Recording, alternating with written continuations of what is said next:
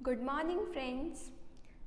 अभी तक हम इन्वेंट्री मॉडल्स कर रहे थे। इन्वेंट्री मॉडल्स के अंदर हम ऑलमोस्ट बहुत सारे टॉपिक सेक्शन 1 के कवर कर चुके हैं, सारे मॉडल्स और बहुत सारे एग्जांपल्स, यानी कि यूनिफॉर्म डिमांड के केस में जब हमारे पास शॉर्टेज अलाउड नहीं थी उसके एग्जांपल्स देख लिए, पहले बेसिक डेफिनेशंस। तो आई होप कि आप वो सारी वीडियोस देख चुके हैं।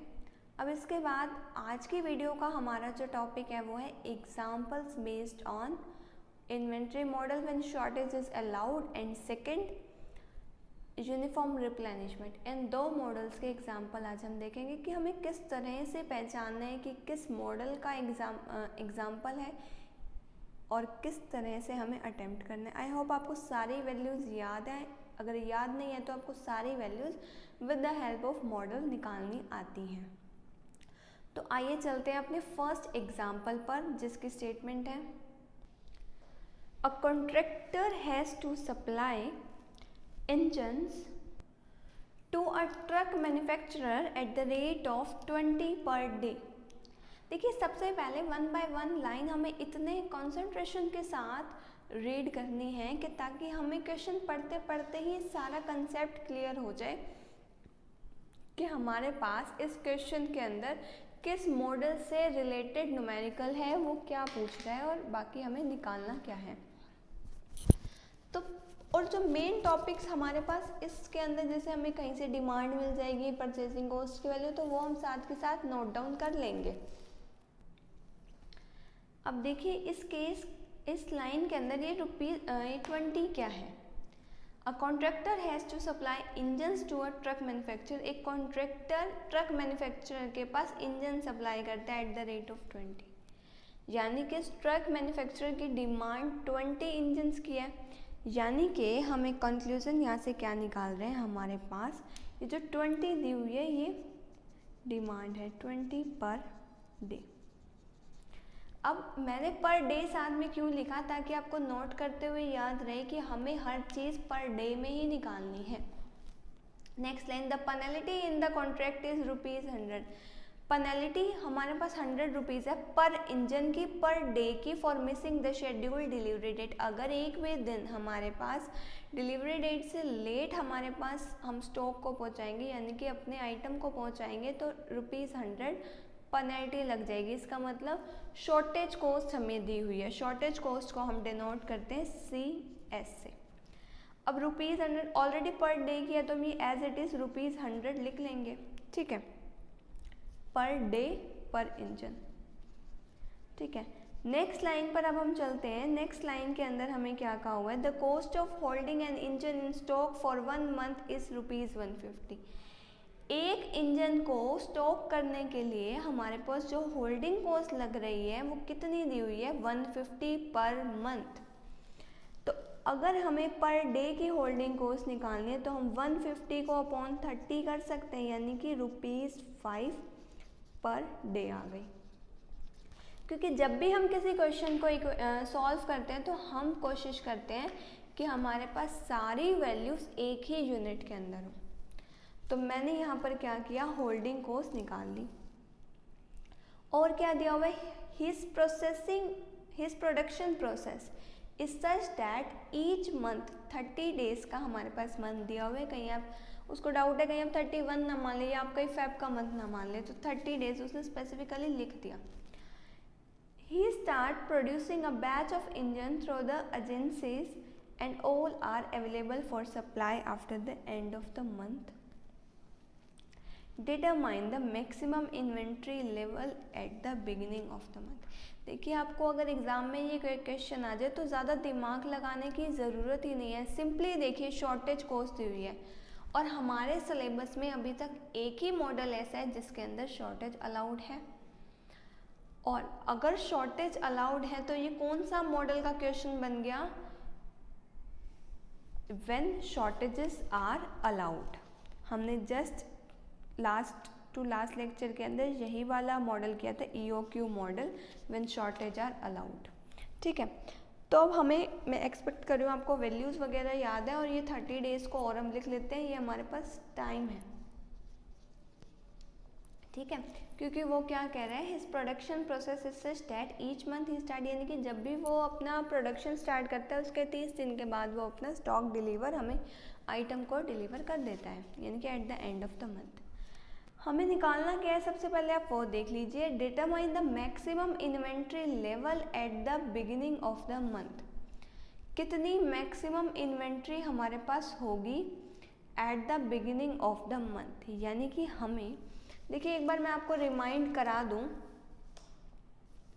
ये सारी मैंने वो वैल्यूज ही लिख रखी है। अगर मैं आपको थोड़ा सा रिमाइंड करा दूं तो हमारे पास शॉर्टेजेस के केस में ग्राफ कुछ इस तरह का बनता था, ठीक है। तो इसे मैंने जब मॉडल किया था तो नाम दिया था m का, पूरी क्वांटिटी को मैंने नाम दिया था q का, और मैंने अपनी ये जो शॉर्टेज वाली थी इसको s का, ठीक है।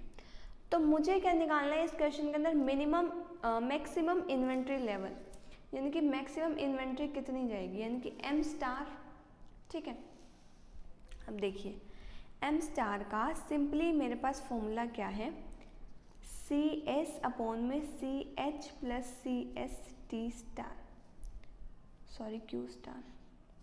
ये फॉर्मूला मैंने कहाँ से लिया, डायरेक्ट मॉडल में हमने ये फॉर्मूला निकाला था। मैंने कुछ भी इसके अंदर अभी तक वैल्यूज नहीं पुट करी, किसी को किसी के साथ सब्स्टिट्यूट नहीं किया, डायरेक्ट मैंने यहाँ पर C S upon C H plus C S into Q star लिख दिया। अब देखिए हमारे पास कहीं पर भी क्यू स्टार की कोई वैल्यू है नहीं है, क्यू स्टार हमें पता है C S upon C H plus C S, ये तो एज इट इज़ क्योंकि इन दोनों की वैल्यू ही है, सी एस की भी और सी एच की भी। क्यू स्टार को अगर आपको याद हो तो हम क्या लिख देते हैं, डी इंटू टी स्टार। ये रिजल्ट हमने मॉडल में भी याद किया है कि T star is nothing but Q star upon D. तो यही वैल्यू हमें यूज़ करनी है एम स्टार को निकालने के लिए। अब आपके पास सारी वैल्यूज़ हैं, what is C S 100, C H 5 plus में सी एस 100, डी की वैल्यू 20 इंटू में 30, 100 अपॉन में 105 इंटू में 600, ठीक है।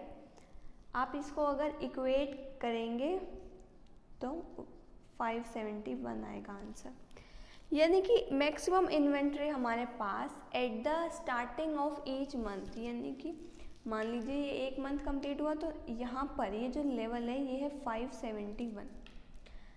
शॉर्टेज को पूरी कवर करने के बाद हमारे पास 571 engines eight the starting of every month बच जाएंगे।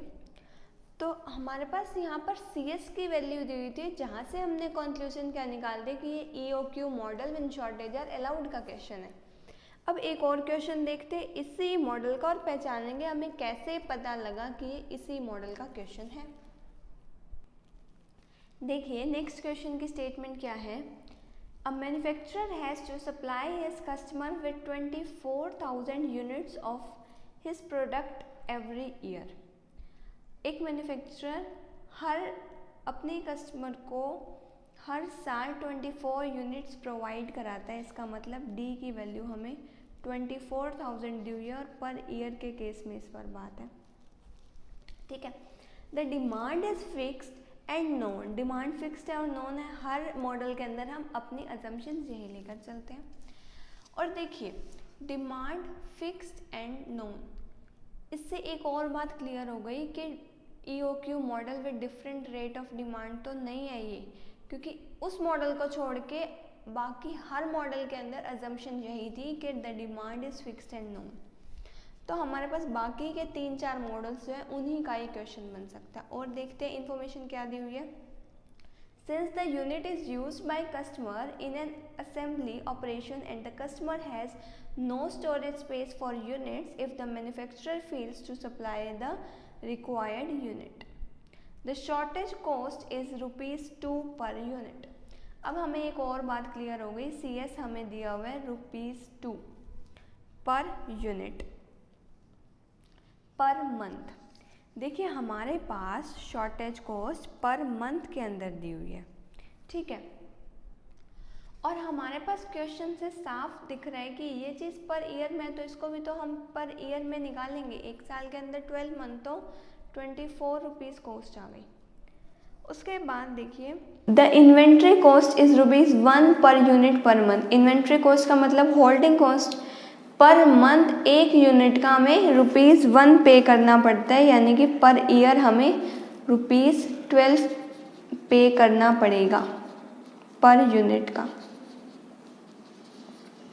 ठीक है, अब देखिए हमारे पास नेक्स्ट लाइन के अंदर क्या दिया हुआ है, and the setup cost per run is 3500।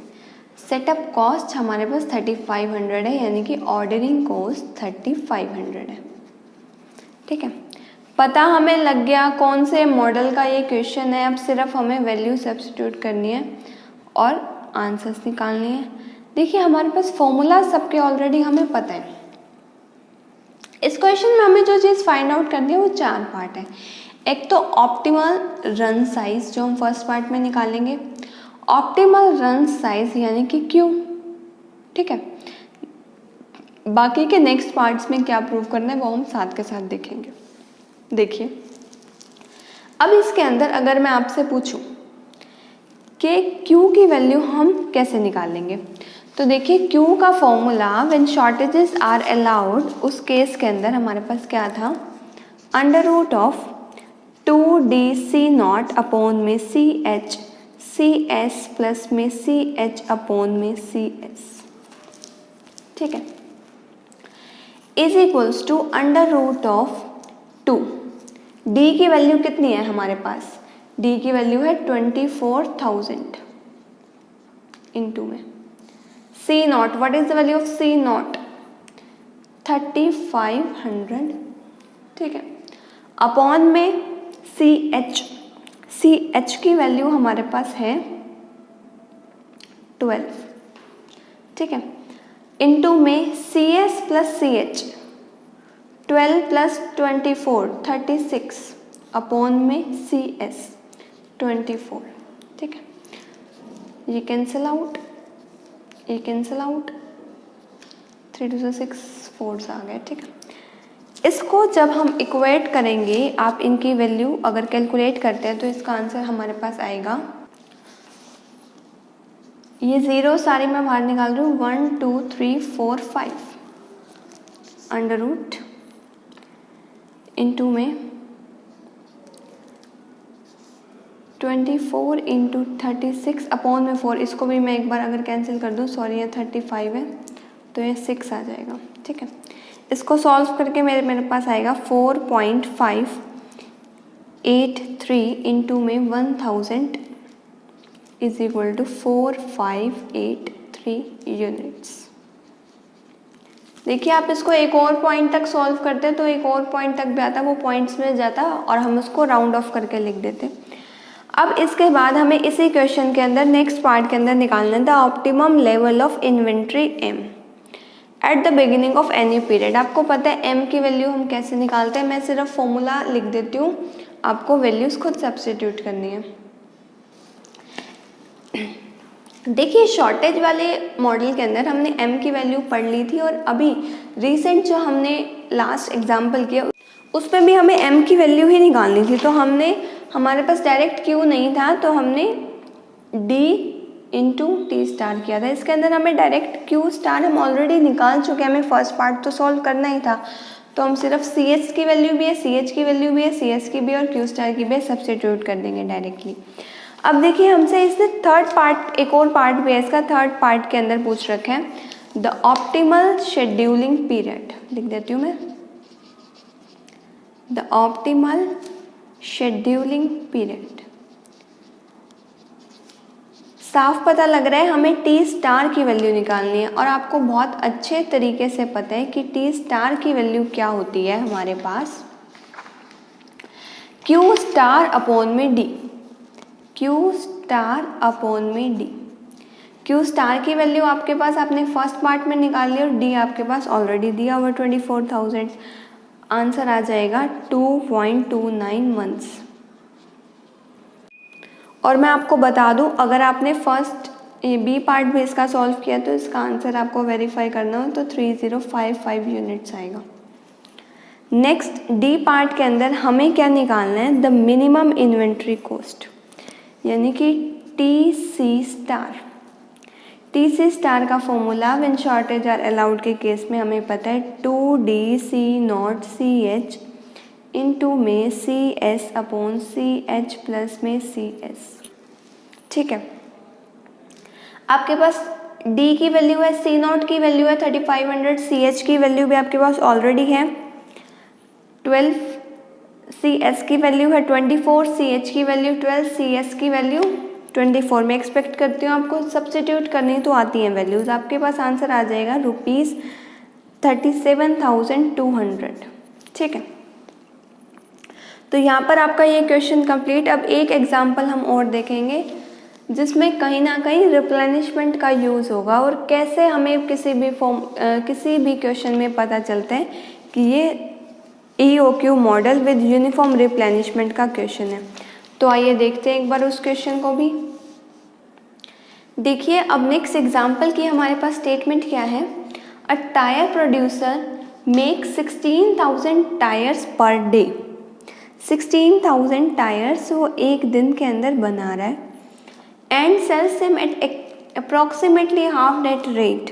ठीक है, accounting figure show that population setup cost, यानी कि वो कह रहे हैं कि वो 16,000 अगर प्रोड्यूस करेगा एक दिन के अंदर तो उसके हाफ रेट पर वो सेल करेगा। अकाउंटिंग फिगर शो कर रहे हैं कि प्रोडक्शन सेटअप कॉस्ट हमारे पास 1000 दी हुई है और carrying cost ₹5। If the annual demand is 1,60,000, what is the optimal lot size? देखिए 1 by 1 हम सब कुछ लिख रहे हैं। देखिए ध्यान से, सबसे पहले लिखते हैं डिमांड। डिमांड हमें दी हुई है ₹1,60,000। ठीक है, अभी हमें पता नहीं है कौन से मॉडल का ये क्वेश्चन है, धीरे धीरे हमें पता लगेगा। 1000 क्या दिया हुआ है? Setup cost. सेटअप कॉस्ट को हम ऑर्डरिंग कॉस्ट लेते हैं। ठीक है, C0, इसके बाद कैरिंग कॉस्ट CH ₹5। ठीक है, और क्या दिया हुआ है हमें इस क्वेश्चन के अंदर? 16,000 वो प्रोड्यूस कर रहा है और डिमांड हमारे पास पर डे हाफ की है। ठीक है, और ये डिमांड 1,60,000 एनुअल डिमांड है पर ईयर। 16,000 हमारे पास पर डे वो प्रोड्यूस कर रहे हैं, तो 16,000 हमारे पास रिप्लेनिशमेंट रेट और डिमांड हमारे पास 800 की है। साथ में लिख देंगे कि पर डे। ठीक है, अब यहाँ से पता लग गया हमें कि ये तो यूनिफॉर्म रिप्लेनिशमेंट का क्वेश्चन है। ठीक है, अब आप इसके बाद देखिए हमें क्या निकालना है, क्यू स्टार, क्योंकि उसने क्या बोला है, what is optimal load size, size निकालना है, यानी कि Q star and how many production run, यानी कि एन की वैल्यू भी हमें निकालनी, एन भी नहीं, हमें एन स्टार निकालना है। तो सबसे पहले क्यू स्टार निकालने के लिए हमें क्या करना है, हमने ऑलरेडी इसके मॉडल के अंदर यानी कि अपनी प्रीवियस ही वीडियो के अंदर जो मॉडल एक्सप्लेन किया था वहाँ से हमारे पास क्यू स्टार की value in case of EOQ model with uniform replenishment ये वैल्यू आई थी। आपके पास D की वैल्यू है, C0 की वैल्यू भी है, CH की वैल्यू भी है, RP की वैल्यू है और RD की वैल्यू भी है। ठीक है, आपको सिर्फ क्या करना है, इन वैल्यूज़ को सब्स्टिट्यूट करना है और उसके बाद आपके पास जो वैल्यू आ जाएगी वो 11314 टाइम्स। देखिए इन एग्जाम्पल्स के अंदर मुश्किल काम ये नहीं है हमारे पास कि कैलकुलेट करना, कैलकुलेशन तो आप कैलकुलेटर लेकर ही करेंगे एग्ज़ाम के अंदर, लेकिन मेन हमारे पास किस मॉडल का क्वेश्चन है ये पहचानना सबसे मुश्किल बात रहती है। तो सिर्फ आपको कुछ भी नहीं करना, जो हमारे पास गिवन वैल्यूज़ हैं वो आप लिख लीजिए। उसके बाद देखिए अगर CS दिया हुआ है हमें क्वेश्चन के अंदर, शॉर्टेज दी हुई है, तो शॉर्टेज का तो सिलेबस में मॉडल ही एक है। अगर demand with change in time यानी कि डिमांड का रेट डिफरेंट है तो भी कोई प्रॉब्लम वाली बात नहीं, क्योंकि एक ही मॉडल ऐसा है जिसकी अजम्पशन में डिमांड कांस्टेंट नहीं थी। तो कहीं ना कहीं हमें आइडिया मिल जाता है कि कौन से मॉडल का ये क्वेश्चन है। और अब हमें n स्टार निकालना है, तो n स्टार निकालना भी कोई बहुत बड़ी बात नहीं है, सिर्फ आपको d/q स्टार करना है। d हमारे पास ऑलरेडी इस क्वेश्चन के अंदर दिया हुआ है। What is the value of d?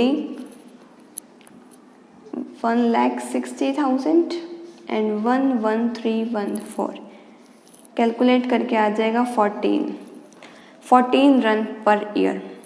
ठीक है, तो यहाँ पर हमने क्या किया, अपना टॉपिक कुछ एग्जाम्पल्स किए हैं यूनिफॉर्म रिप्लेनिशमेंट के ऊपर और शॉर्टेज अलाउड वाले मॉडल पे, यानी कि EOQ model when shortages are allowed. तो यहाँ पर हमारा ऑलमोस्ट सेक्शन कंप्लीट। अब 1 या 2 लेक्चर इस सेक्शन के और बचे हैं, तो नेक्स्ट लेक्चर्स के अंदर हम वो देखते हैं। इस लेक्चर के अंदर यहीं तक। आपको इस टॉपिक के अंदर कोई भी डाउट हो तो you can ask me in comment section. Thank you for watching my video. Have a nice day.